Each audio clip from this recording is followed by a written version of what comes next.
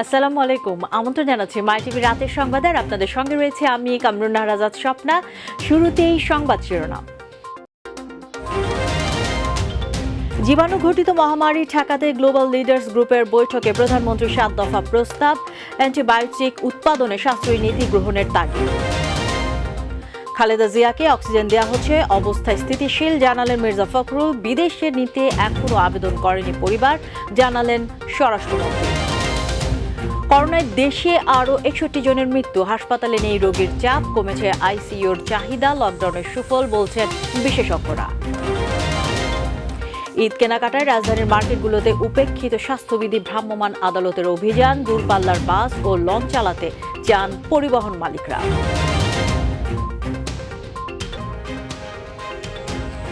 শুনছিলেন সংবাদ শিরোনাম। সংবাদে ছাড়াও থাকছে মাই টিভির মঙ্গলবারের বিশেষ আয়োজন মাই টেক।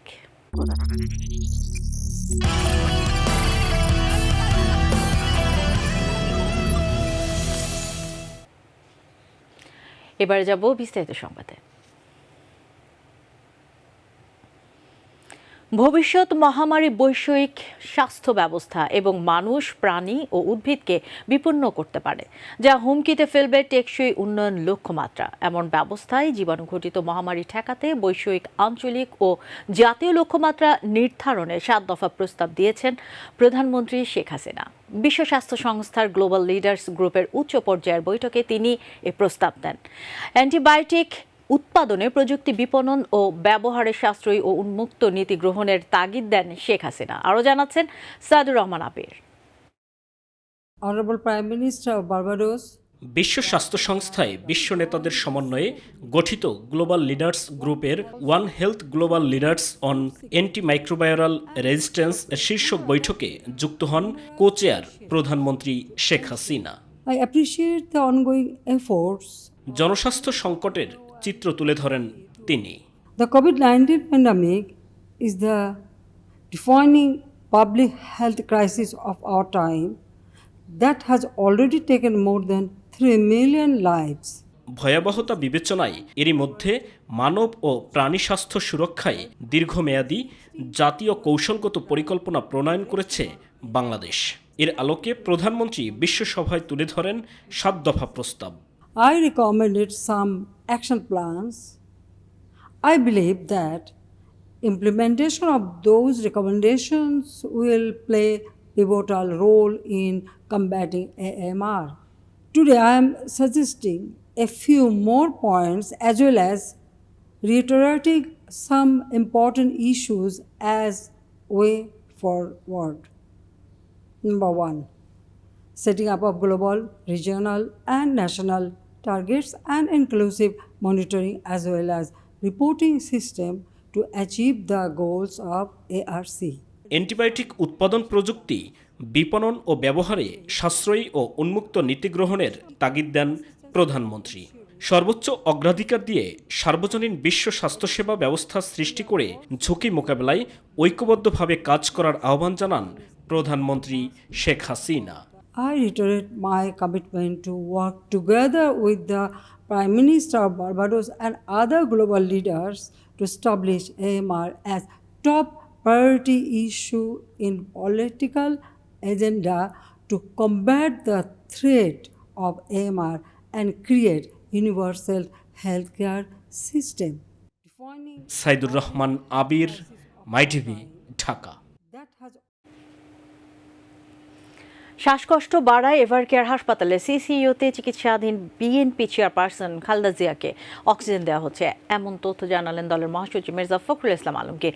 ভার্চুয়াল আলোচনায় তিনি জানান, খালেদা জিয়ার শারীরিক অবস্থা স্থিতিশীল। মাহবুব শেখতের রিপোর্ট। করোনায় আক্রান্ত হয়ে এভারকেয়ার হাসপাতালে চিকিৎসাধীন খালেদা জিয়ার শ্বাসকষ্ট শুরু হলে চিকিৎসকদের সিদ্ধান্তে সোমবার সকালে সিসিইউতে স্থানান্তর করা হয়। বিএনপি চেয়ারপারসনের শারীরিক অবস্থার অবনতিতে স্বাভাবিকভাবেই উদ্বিগ্ন দলের নেতা কর্মীরা। আপনারা মহান রাব্বুল আলামিনের কাছে ওনার জন্য দোয়া করার জন্য বলবেন। ব্যক্তিগত চিকিৎসক ও দলের ভাইস চেয়ারম্যান অধ্যাপক ডাক্তার এজেডএম জাহিদ হোসেন জানিয়েছেন, দেশের পাশাপাশি বিদেশি অভিজ্ঞ চিকিৎসকদেরও পরামর্শ নেওয়া হচ্ছে। ওনার সমস্ত পরীক্ষা নিরীক্ষা চলছে এবং সেগুলো এখানকার চিকিৎসকরা কালেকটিভলি করছেন। সংশ্লিষ্ট দেশে বিদেশে যে কনসালটেন্টরা আছেন সবার সাথে আলাপ আলোচনা করে পরীক্ষা নিরীক্ষা হচ্ছে। ভার্চুয়াল আলোচনা সভায় খালেদা জিয়ার সর্বশেষ শারীরিক অবস্থা তুলে ধরেন বিএনপি মহাসচিব। তিনি এখনো সিসিউতে আছেন এবং অক্সিজেন তারকে দেওয়া হচ্ছে এবং এখন তিনি স্থিতিশীল আছেন। সুচিকিৎসা আর সবার দোয়ায় বিএনপি চেয়ারপারসন দ্রুতই সুস্থ হয়ে উঠবেন বলে আশা প্রকাশ করেন মির্জা ফখরুল ইসলাম আলমগীর। আমাদের চিকিৎসকরা তারা অত্যন্ত আশাবাদী যে তার চিকিৎসা ফলে তিনি দ্রুত সুস্থ হয়ে উঠবেন। খালেদা জিয়ার শারীরিক পরীক্ষা নিরীক্ষার ফলাফল পর্যালোচনা এবং পরবর্তী চিকিৎসা নিয়ে মেডিকেল বোর্ড বসে সিদ্ধান্ত নেবে। মাহবুব সৈকত, মাই টিভি, ঢাকা। চিকিৎসার জন্য খালেদা জিয়াকে বিদেশ নেয়ার বিষয়ে এখনও পরিবার থেকে আবেদন পাওয়া যায়নি বলে জানিয়েছেন স্বরাষ্ট্রমন্ত্রী আসাদুজ্জামান খান কামাল। বিকেলে রাজধানীর পূর্ব রাজার বাজারে এক অনুষ্ঠানে তিনি আরও বলেন, বিদেশ নেয়ার আবেদন করলেও তা আদালতের মাধ্যমে আসতে হবে। খালেদা জিয়ার উন্নত চিকিৎসায় সরকার সব ব্যবস্থা করছে বলেও জানান স্বরাষ্ট্রমন্ত্রী। বিএনপির চেয়ারপারসন বেগম খালেদা জিয়া একটা হাসপাতালে, বেসরকারি একটা হাসপাতালে তার অনুযায়ী, ইচ্ছা অনুযায়ী চিকিৎসা নিচ্ছেন। সেখানে বিশেষজ্ঞরা, ডাক্তাররা তার চিকিৎসা সেবা দিচ্ছেন। এই পর্যন্ত আমাদের জানা, তার তরফ থেকে কোনো ধরনের আবেদন, কোনো ধরনের নিবেদন আমাদের কাছে আসে। মাননীয় প্রধানমন্ত্রী যেই ধারায় তাকে শাস্তি স্থগিত রেখে চিকিৎসা সেবা দিয়েছেন, এখন আরও কিছু পেতে হলে তাকে কোর্টের মাধ্যমে আসতে হবে। খালেদা জিয়ার সর্বোচ্চ চিকিৎসা সহায়তা দিতে সরকার প্রস্তুত বলে জানিয়েছেন আওয়ামী লীগের যুগ্ম সাধারণ সম্পাদক মাহবুবুল আলম হানিফ। তবে চিকিৎসার নামে বিদেশে নিয়ে যাওয়ার দাবি অমূলক বলে মন্তব্য করেছেন তথ্য ও সম্প্রচার মন্ত্রী ডক্টর হাসান মাহমুদ। রাজধানীতে আলাদা অনুষ্ঠানে তারা এসব কথা বলেন। করোনার চিকিৎসা তো সব দেশে একই রকম, সুতরাং তারা কেন এই করোনার চিকিৎসার জন্য বিদেশ নিয়ে যাওয়ার কথা বলছেন সেটি আমার বোধগম্য নয়। সর্বোচ্চ চিকিৎসার সেবা যাতে পেতে পারে সে ব্যাপারে আমরা সকলের সহায়তা আমরা করে এসেছি। আমাদের সরকার সবসময় সেই সহায়তা করতে প্রস্তুত। করোনায় দেশে একদিনে আরও 61 জনের মৃত্যু হয়েছে। এ নিয়ে করোনায় মৃতের সংখ্যা দাঁড়ালো 11,705 জন। গত 24 ঘন্টায় 1,914 জনের দেহে করোনা শনাক্ত হয়েছে। এ পর্যন্ত আক্রান্ত হলেন 7,62,596 জন। বিকেলে স্বাস্থ্য অধিদপ্তর আরও জানায়, গত 24 ঘন্টায় 3,870 জন করোনামুক্ত হয়েছেন। এ পর্যন্ত সুস্থ হয়েছেন মোট 6,95,032 জন করোনা রোগী।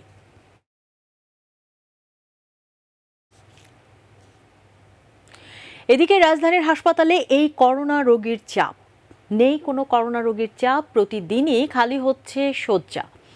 চাহিদা কমেছে আইসিইউর। করোনা পরীক্ষা কেন্দ্রেও নেই তেমন ভিড়। আর টিকা নেওয়ার মানুষের আস্থা বেড়েছে। এমন পরিস্থিতিকে লকডাউনের সুফল বলছেন বিশেষজ্ঞরা। এসএমআরএফ রিপোর্ট। স্বজনদের এই তোড়জোড় করোনা আক্রান্ত রোগীর সাথে দেখা করার। প্রিয়জন 1 মাস ধরে ভর্তি মুগদা জেনারেল হাসপাতালের করোনা ইউনিটে। শ্বাসকষ্ট সহ নানা সমস্যা মোকাবিলা করে এখন অনেকটাই সুস্থ। গ্রামের বাড়িতে গেছিলেন, তারপর আসার পরে হঠাৎ জ্বর থেকে এইটা যে অবস্থায় গেছিল, কিন্তু লাইফে মানে তাকে আইসিইউর সাপোর্ট লাগতো, কিন্তু ইনশাল্লাহ তার আইসিইউর সাপোর্ট লাগে না। এখন রোগী ভালোই আছে, খাওয়া দাওয়া রুচি আছে। আসার কথা, পুরো হাসপাতালের করোনা পরিস্থিতি এখন অনুকূলে। 3 দিনের তথ্য বলছে, নতুন ভর্তি রোগীর থেকে সুস্থ হয়ে ঘরে ফেরার হারই বেশি। বর্তমানে হাসপাতালের 360টি জেনারেল বেডের মধ্যে খালি 264টি, আর 24 আইসিইউ বেডে রোগী আছে 19টিতে। একই চিত্র রাজধানীর অন্য হাসপাতালেরও। রোগীর চাপ কমার সাথে সাথে চাহিদা কমছে আইসিইউ বেডের। আর পরীক্ষা কেন্দ্রেও নেই এতদিনের মতো ভিড়। বাবা কিছুদিন আগে করোনা পজিটিভ হয়ে মারা গিয়েছে। আমি আর আমার আম্মু দৌড়াদৌড়ি করেছি তার সাথে, এই কারণে সন্দেহভাজন আমরা টেস্ট করতে এসেছি। গতকালকে থেকে আমার একটু গায়ে জ্বর, এই জন্য আজকে আসছি। গত মাসে করেছিলাম আমি, তখনও পজিটিভ আসছে। টিকা নিয়েও মানুষের মধ্যে বাড়ছে আস্থা। তো আজকে দ্বিতীয় ডোজ দিছি, কিন্তু এর ভিতরে কোনো সমস্যা হয় না। কিছু না কিছু তো আছে, নাহলে মানুষ কেন নিচ্ছে এটা। তো এখন সেকেন্ড ডোজ আজকে নিলাম, আশা করি কিছুটা তো মানসিক প্রশান্তি অবশ্যই আছে। সংক্রমণ ও মৃত্যুহার কমার ধারাবাহিকতা ধরে রাখতে স্বাস্থ্যবিধি মানার উপর গুরুত্ব দিলেন বঙ্গবন্ধু শেখ মুজিব মেডিকেল বিশ্ববিদ্যালয়ের সাবেক উপাচার্য অধ্যাপক ডাক্তার কামরুল হাসান খান। আমাদের সকলের দায়িত্ব হচ্ছে সম্মিলিতভাবে এই যে একটা সুন্দর পরিস্থিতি হচ্ছে বাংলাদেশের করোনা বিষয়ে, সেটা যেন আমরা রক্ষা করার জন্য সতর্ক থাকি এবং এখানে গাফিলতি করা চলবে না, গুরুত্ব না দিয়ে এরকম পরিস্থিতি করা চলবে না। কিন্তু এস এম আরিফ, মাই টিভি, ঢাকা। ঈদের কেনাকাটায় উপেক্ষিত হচ্ছে স্বাস্থ্যবিধি। এতে করোনার সংক্রমণ ছড়ানোর ঝুঁকি বাড়ছে। এমন অবস্থায় রোগীর বিভিন্ন মার্কেট শপিং মলে অভিযান চালিয়েছে ডিএমপির ভ্রাম্যমাণ আদালত। বিধি না মানায় অনেকেই জরিমানা করা হয়। এদিকে স্বাস্থ্যবিধি না মানায় পল্টনের চায়না টাউন মার্কেট বন্ধ করে দিয়েছে বাংলাদেশ দোকান মালিক সমিতি। ড্যানিদ রঙের রিপোর্ট। ঈদের কেনাকাটায় রাজধানীর শপিং মল এবং মার্কেটগুলোতে বেড়েছে ক্রেতাদের ভিড়, আর সেই সাথে বেড়েছে স্বাস্থ্যবিধি উপেক্ষা করার প্রবণতা। দুপুরে রাজধানীর বসুন্ধরা শপিং মলে অভিযান পরিচালনা করে ঢাকা মেট্রোপলিটন পুলিশের ভ্রাম্যমাণ আদালত। এ সময় মাস্ক ছিল না অনেকের মুখেই, কিন্তু কমতি ছিল না অজুহাতের। তবে নিজেদের অবস্থানে স্পষ্ট ভ্রাম্যমাণ আদালত, তাই ক্রেতা বিক্রেতা অনেকেই গুনতে হয় জরিমানা। ভিতরে অনেক গরম, যে ক্ষেত্রে আমি মনে করেন যে জাস্ট মাস্কটা নাকের নিচেই ছিল, কারণ এই পাশে একদমই অন্ধকার। সেক্ষেত্রে আমি জাস্ট খুলে বসছি, সেক্ষেত্রে আমাকে টেনে নিয়ে আসছে, আমি নিয়ে আসে মাস্কটা খুলছি, এই আর কি। সে কিন্তু দেখছে আমার মাস্কটা নেমে গেছে, আসার পর আমাকে জরিমানা করলো। না, মাস্ক পরি না, সেটা তো আমি বলতেছি মাস্ক পরি না। নির্বাহী ম্যাজিস্ট্রেট বলেন, ঈদের কেনাকাটা করতে এসে কেউ যেন করোনার ঝুঁকি না বাড়ান তা পর্যবেক্ষণে এ ধরনের অভিযান অব্যাহত থাকবে। বিশেষ করে যারা দোকানদার আছেন তারা তাদের দোকানের অভ্যন্তরে স্বাস্থ্যবিধি, সামাজিক দূরত্বটা মেনটেন করবেন, যে আমরা কেনাকাটা করতে গিয়ে যেন আমাদের জীবনের মূল্যের চেয়ে কেনাকাটা বড় না হয়, সেই দিকটার মধ্যে আমরা দেখব। তা আমরা একই সাথে স্বাস্থ্যবিধি মানা এবং সামাজিক দূরত্ব যেটা বজায় রেখে যেন সবাই কেনাকাটা করে, সেই দিকটা আমরা নিশ্চিত করব। ক্রেতারা অভিযোগ করেন, কিছু কিছু মার্কেটে জীবাণুনাশক ট্যানেল, তাপমাত্রা মাপা এবং হাত পরিষ্কারের সরঞ্জাম থাকলেও বেশিরভাগ শপিং মলেই তা নেই। অনেক মার্কেটে আছে, অনেক মার্কেটে নেই। অনেক জায়গায় ভালোই আছে, অনেক মার্কেটে ঠিক আছে। এরকম যদি থাকে স্বাস্থ্য সব মার্কেটে, তাহলে মনে করেন সুবিধা হবে। সব জায়গায় থাকা উচিত, কিন্তু আমরা অনেকেই জনগণ সেটা বুঝতে চাই না। দেখা যায় মেশিন আছে, কিন্তু এরকম জীবাণুনাশক পড়তেছে না শরীরে। ঈদ ঘনিয়ে আসায় মার্কেটগুলোতে ভিড় আরও বাড়বে, তাই স্বাস্থ্যবিধি পালনে প্রশাসনের আরও জোরালো পদক্ষেপ নেওয়ার আহ্বান ক্রেতাদের। ড্যানিদ রং, মাই টিভি, ঢাকা। করোনা সংক্রমণ রোধে লকডাউনের সরকারি পদক্ষেপের সাথে দ্বিমত না থাকলেও স্বাস্থ্যবিধি মেনে দূরপাল্লার বাস এবং লঞ্চ চালানোর সুযোগ চান মালিকরা। অন্যদিকে বিশেষজ্ঞরা বলছেন, স্বাস্থ্যবিধি মেনে দূরপাল্লার গণপরিবহন চালানো সম্ভব, তবে অসতর্কতার জন্য ঈদ উল ফিতরের আনন্দ যাতে বিষাদে পরিণত না হয় সেদিকে দৃষ্টি রাখার পরামর্শ দিয়েছেন সংশ্লিষ্টরা। মাহবুব শুকুরের রিপোর্ট। করোনা সংক্রমণ রোধে লকডাউন ও বিধিনিষেধের মেয়াদ বাড়ল 16 মে পর্যন্ত।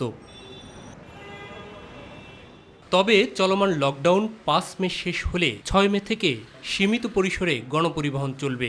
বন্ধ থাকবে দূরপাল্লার বাস, ট্রেন ও লঞ্চ চলাচল। গণপরিবহন উইদিন দ্য ডিস্ট্রিক্ট চলাফেরা করতে পারবে, আর লঞ্চ এবং ট্রেন বন্ধ থাকবে। সরকারি পদক্ষেপের সাথে দ্বিমত না থাকলেও স্বাস্থ্যবিধি মেনে দূরপাল্লার বাস এবং লঞ্চ চালানোর সুযোগ চান মালিকরা। সত্যিকার অর্থে আমাদের ওয়ালে পিঠ থেকে গেছে, এক কথায় মার্কেট টার্কেট সহ যেভাবে খোলা আছে তাতে কিন্তু লকডাউন শুধুমাত্র পরিবহনের উপরেই এই লকডাউনটা আসছে, কিন্তু যার প্রয়োজন সে কিন্তু চলে আসতেছে। আমরা স্বাস্থ্য সুরক্ষা মেনটেন করে কিন্তু আমরা নৌযানগুলি পরিচালনা করেছিলাম। আনঅথরাইজড ভেহিকল যেগুলি CA3 হুইলার থেকে শুরু করে সব রকমের গাড়ি এবং প্যাসেঞ্জার উঠাইতেছে, নিয়ে আসতেছে। মানুষের যাতায়াত কিন্তু বন্ধ হয় নাই। ইন্টার ডিস্ট্রিক্ট গাড়িতেই কিন্তু স্বাস্থ্যবিধিমালা সবসময় মানে বেশি, আর যারা এইটার বালাইয়ের ধারে কাছে যায় না তাদের গুলি যদি চলে তো এটা কেমন দেখা যায় বলেন তো। শ্রমিকদের জন্য সহায়তার পাশাপাশি বন্ধ থাকা পরিবহন প্রতিষ্ঠান টিকিয়ে রাখতেও প্রণোদনা দেওয়ার দাবি জানান তারা। আমাদের নৌ শ্রমিকদের জন্য কোন রকমের কোন সহায়তা এ পর্যন্ত আসে নাই। আমরা আর্থিক সহযোগিতা পেতে পারি এবং জাহাজগুলির যাতে ইনস্টলমেন্টগুলি আমরা পরবর্তীতে সময় বৃদ্ধি পেতে পারি। লকডাউনের বিদ্যমান ধারণার সঙ্গে দ্বিমত পোষণ করেছেন জনস্বাস্থ্য বিশেষজ্ঞরা। লকডাউন সাধারণত একটি নির্দিষ্ট এলাকায় হয়। লকডাউন কিন্তু সারা দেশব্যাপী হয় না, এটা সায়েন্টিফিক না। যেই এলাকাগুলিতে সংক্রমণ বেশি, আপনি এরকম একটা নির্দিষ্ট জায়গায় লকডাউনটা কার্যকর। সারা দেশব্যাপী আপনি জীবিকা বন্ধ করে দিয়ে লকডাউন চলতে পারে না, এটা কোথাও হয় না। স্বাস্থ্যবিধি মেনে দূরপাল্লার গণপরিবহন চালানো যায় বলে মনে করেন এই জনস্বাস্থ্য বিশেষজ্ঞ। আন্তঃজেলাগুলিও চলতে দেওয়া উচিত, তবে যেটাই করি না কেন সেটাকে আমার স্বাস্থ্যবিধি মেনে চলতে হবে। মাহবুব সৈকত, মাই টিভি, ঢাকা। নাশকতার মামলায় তৃতীয়বারের মতো হেফাজতের নেতা মামুনুল হককে 5 দিনের রিমান্ডে নিয়েছে পুলিশ। সংগঠনটির আরেক নেতা জুনায়েদ আল হাবিবের 4 দিনের রিমান্ড মঞ্জুর করেছেন ঢাকার সিএমএম আদালত। দুপুরে উভয় পক্ষের শুনানি শেষে এই রিমান্ড মঞ্জুর করা হয়। CMM SM. খোরশেদ আলমের রিপোর্ট। হেফাজতে দুই নেতা মাওলানা মামুনুল হক ও মাওলানা জুনায়েদ আল হাবিবকে আনা হবে বলে সিএমএম আদালতে কঠোর নিরাপত্তা বলয় গড়ে তোলা হয়। দুপুরে পৃথক গাড়িতে করে দুই নেতাকে পুলিশি প্রহরায় আদালতে আনা হয়। ভারতের প্রধানমন্ত্রী নরেন্দ্র মোদীর আগমনের বিরুদ্ধে কর্মসূচিকে ঘিরে সহিংসতার পৃথক ঘটনায় পল্টন থানার 2 মামলায় মামুনুল হককে হাজির করে 17 দিনের রিমান্ড চায় পুলিশ। দুই পক্ষের শুনানি শেষে আদালত আবারও 5 দিনের রিমান্ড মঞ্জুর করেন। 2013 সনের মামলা সহ এবং 2021 সনের মার্চ মাসে যে মামলাগুলো হয়েছে সব মিলিয়ে প্রায় 10টি মামলা আজকে আদালতে উঠেছিল এবং মামুনুল হকের যে তাদের পুলিশ রিমান্ড চেয়েছিল 10 দিনের রিমান্ড একটি মামলায়, সেখানে 3 দিনের পুলিশ রিমান্ড দিয়েছে এবং আরেকটি মামলায় সে মামুনুল হককে 7 দিনের রিমান্ড চাওয়া হয়েছিল, সেখানে 2 দিন পুলিশ রিমান্ড মঞ্জুর করেছে। মামুনুল হককে নির্দোষ বলে দাবি করেন আসামি পক্ষের আইনজীবী। যেহেতু উনি ঘটনাস্থলে ছিলেন না, জানেনই না, তারপরও সেই মামলায় ওনাকে রিমান্ডে দেওয়া সম্পূর্ণ অযৌক্তিক। আমরা মনে করি উনি ন্যায় বিচার থেকে বঞ্চিত হয়েছেন। একই ঘটনায় 3 মামলায় হেফাজতের ঢাকা মহানগরীর সভাপতি মাওলানা জুনায়েদ আল হাবিবকে হাজির করে রিমান্ড চাইলে আদালত 4 দিনের রিমান্ড মঞ্জুর করেন। হেফাজতের সময়ের মামলা হচ্ছে 4টা, আর বাইতুল মোকাররমের ওখানকার ঘটনার মামলা হচ্ছে 3টা। পরে কঠোর নিরাপত্তায় মামুনুল হক ও জুনায়েদ আল হাবিবকে আদালত প্রাঙ্গণ থেকে নিয়ে যাওয়া হয়। এস.এম. খোরশেদ আলম, মাই টিভি, ঢাকা। এবার থিফকার্ড মাইটেক।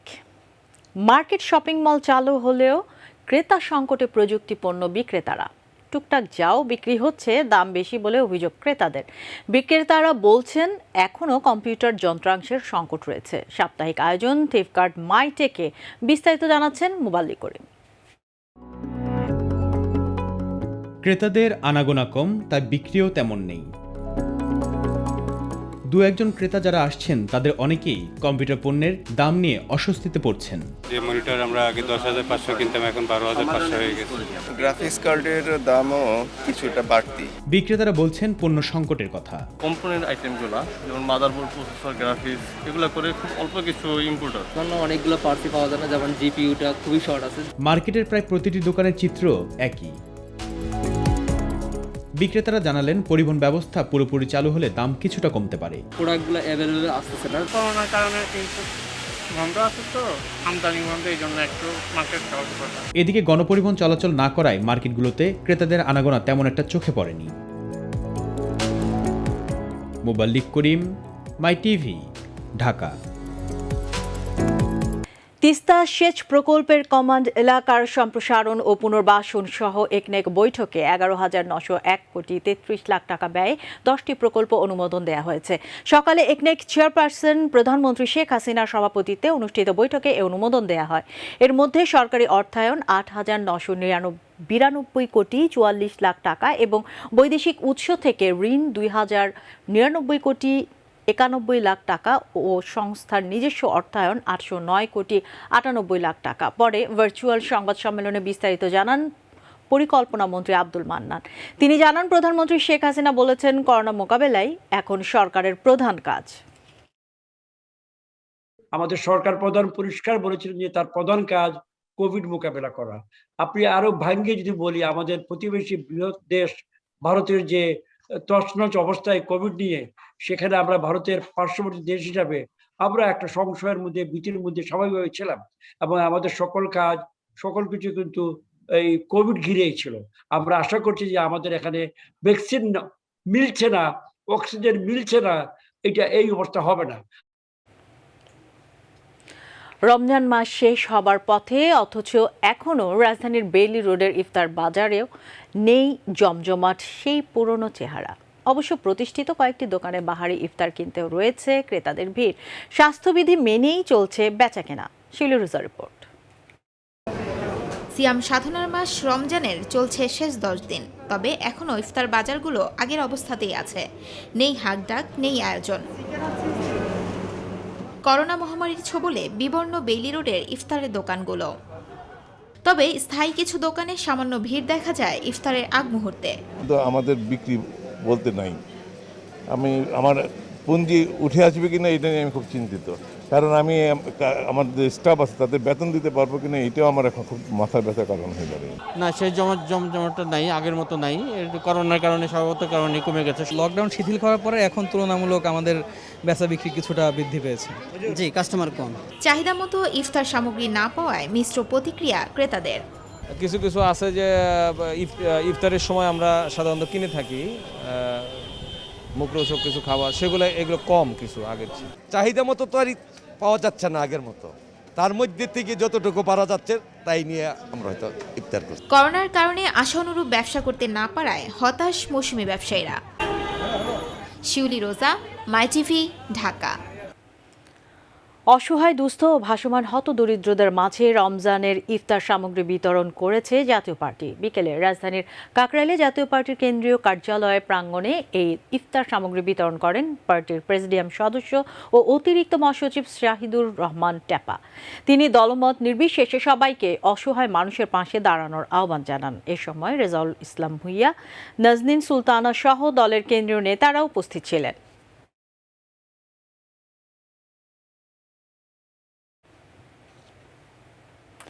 অসহায় মানুষের মাঝে ইফতার ও মাস্ক বিতরণ করেছে television camera journalist association TCA. বিকেলে রাজধানীর ধানমন্ডিতে এসব বিতরণ করা হয়। টিসিএ সভাপতি শেখ মাহবুব আলমের সভাপতিত্বে অনুষ্ঠানের প্রধান অতিথি ছিলেন আওয়ামী লীগ নেতা সায়েম খান।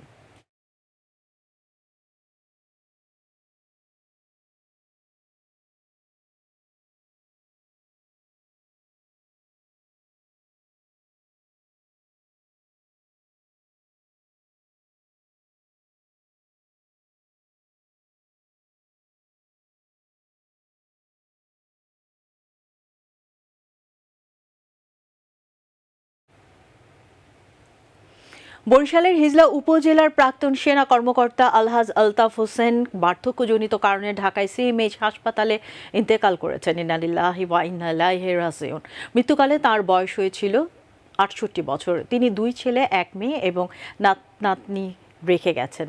তার মৃত্যুতে এলাকায় শোকের ছায়া নেমে আসে। বিকেলে গ্রামের বাড়ি শ্রীপুরে জানাজা শেষে সেনাবাহিনী গার্ড অব অনার প্রদান করে পারিবারিক কবরস্থানে দাফন করা হয়।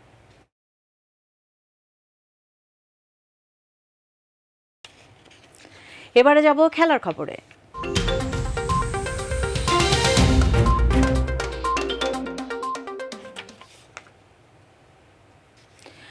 দল হারলে সমালোচনা হবেই, তবে অতীত ভুলে ভবিষ্যৎ সিরিজের দিকে মনোনিবেশের দেয়ার কথা বললেন বাংলাদেশ জাতীয় দলের প্রধান কোচ রাসেল ডমিঙ্গো।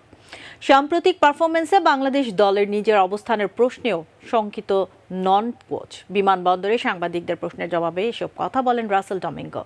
শ্রীলঙ্কার বিপক্ষে 2 ম্যাচে টেস্ট সিরিজ শেষে দেশে ফিরেছে টাইগাররা। এস.এম. আরিফের রিপোর্ট।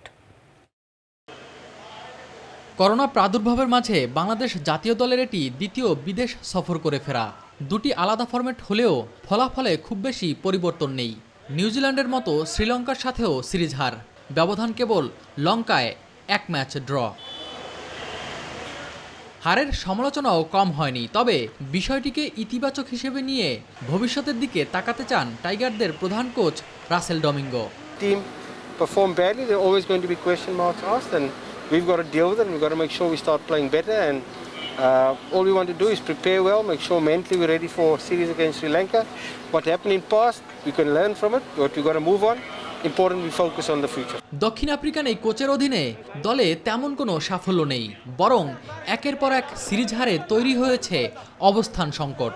তবে এসব নিয়ে শঙ্কিত নন তিনি। Not concerned. No, I'm enjoying working with the players. I'm enjoying the setup. There's obviously work to be done. I think under the Bangladesh team, in terms of domestic cricket, in terms of facilities for players to work on when we're not here, I think important to try and look at those aspects as well. So.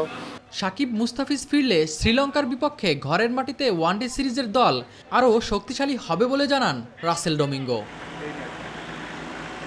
SM Arif, my TV, Dhaka. সংবাদ শেষ প্রান্তে আমরা, তবে যাবার আগে সংবাদ শেষ শিরোনামগুলো জানিয়ে দিচ্ছি আরও একবার। জীবাণু ঘটিত মহামারী ঠেকাতে গ্লোবাল লিডার্স গ্রুপের বৈঠকে প্রধানমন্ত্রীর 7 দফা প্রস্তাব, অ্যান্টিবায়োটিক উৎপাদনে শাস্ত্রীয় নীতি গ্রহণের তাগিদ। খালেদা জিয়াকে অক্সিজেন দেওয়া হচ্ছে, অবস্থায় স্থিতিশীল জানালেন মির্জা ফখরুল। বিদেশ নিতে এখনও আবেদন করেনি পরিবার, জানালেন স্বরাষ্ট্রমন্ত্রী। করোনায় দেশে আরও 61 জনের মৃত্যু, হাসপাতালে নেই রোগীর চাপ, কমেছে আইসিইউর চাহিদা, লকডাউনের সুফল বলছেন বিশেষজ্ঞরা। ঈদ কেনাকাটার রাজধানীর মার্কেটগুলোতে উপেক্ষিত স্বাস্থ্যবিধি, ভ্রাম্যমাণ আদালতের অভিযান, দূরপাল্লার বাস ও লঞ্চ চালাতে চান পরিবহন মালিকরা। পশ্চিমবঙ্গের মুখ্যমন্ত্রী হিসেবে কাল শপথ নিচ্ছেন মমতা বন্দ্যোপাধ্যায়। 6 ও 7 মে শপথ নেবেন বিধায়করা। শ্রীলঙ্কা সফর শেষে ফিরছে বাংলাদেশ ক্রিকেট দল, অতীত ভুলে ভবিষ্যতের দিকে মনোনিবেশ করতে হবে বললেন কোচ ডোমিঙ্গো।